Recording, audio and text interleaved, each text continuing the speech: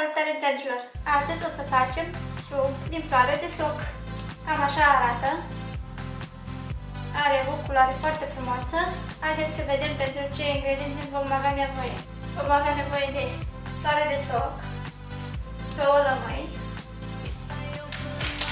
cafelele și un borcan de 5 litri. Eu o să tai pătul ăsta de aici și o să le spăl și o să le scutur după.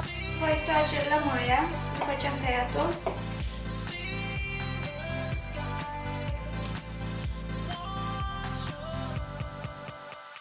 Eu am pus în borcanul de sticlă 5 litri de apă, iar acum voi pune zeama de la lămâie în borcan. Voi pune câteva stafide pentru a fermenta. Cam atât o să pun. Acum voi pune socul.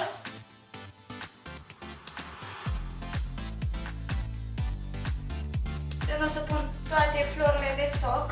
Am pus undeva la 8 flori de soc.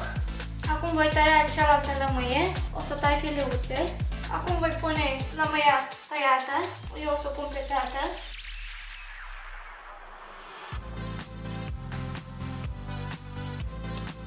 Eu o să las undeva la 3-4 zile să fermenteze, depinde de cât de cald este, și voi reveni cu rezultatul după următoarele zile.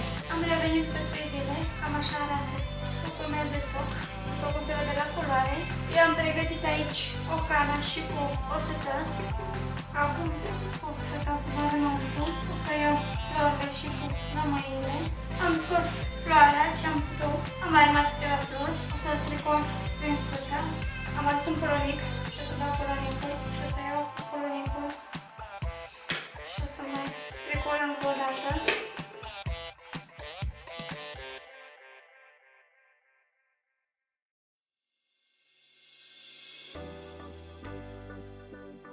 Am o sticlă de 1,5, dăm un pic borcanul la o parte și punem sticla.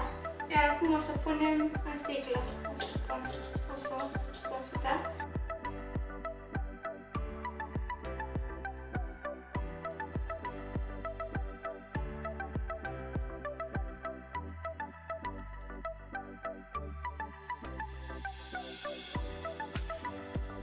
Cam atât am umplut-o. O să pun capacul și așa o să fac cu tot supul. Acum o să torc din sticlă într-un pahar. O să gust acum. Se simte gustul de soc. E pur și simplu ca un suc de lămâie. Este o rețetă foarte ușoară.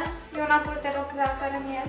Este foarte ușor de făcut. Este foarte bun și foarte sănătos. Dacă v-a plăcut această rețetă, nu uitați să dați un like, să apăsați acolo pe clopoțel, să vă abonați, ca de fiecare dată când postez să vă apară. Eu vă mulțumesc pentru vizionare și ne vedem la o nouă rețetă cu un nou videoclip.